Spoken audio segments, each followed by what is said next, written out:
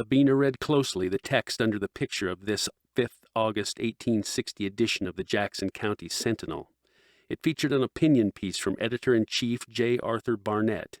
Abeona pored over each paragraph, scrutinized every sentence, and still found herself in utter disbelief. A movement deceived by J. Arthur Barnett. There lies dying at this very moment a man of a certain repute, of whom readers shall soon be shocked to learn is as undeserved as the truth is surprising. After many months of research by a free agent working in conjunction, it has been discovered and will soon be revealed that a one John Browne of Michigan Avenue, and formerly of West Africa, known far and wide as a vehement and long-time abolitionist, not only has a second family, but furthermore abandoned that family in his apparent search for fame and fortune, but most notably to incite unrest among the races in our beloved America.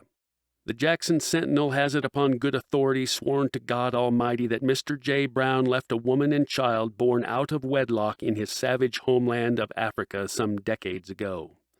The source, in good standing among men of similar company, reports forthwith that J. Browne sold his considerable African properties, but bequeathed no such portion of his fortune to his concubine and bastard before emigrating to these tenuously United States.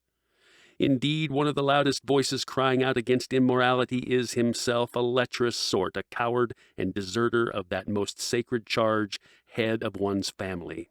This editor must wonder why Mr. J. Browne, who spent his years urging the freedom and fair treatment of Southern field hands, found it not in his blackened Libyan heart to fairly treat his own kin.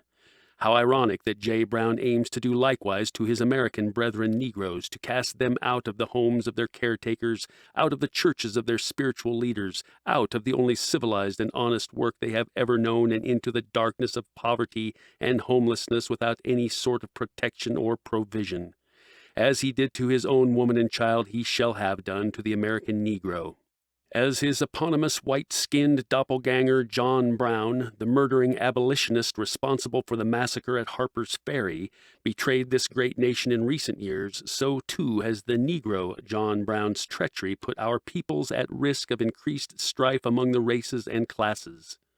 Even now, as you read these shocking words, J. Browne wheezes, gasping at what are surely his final moments in this earthly realm.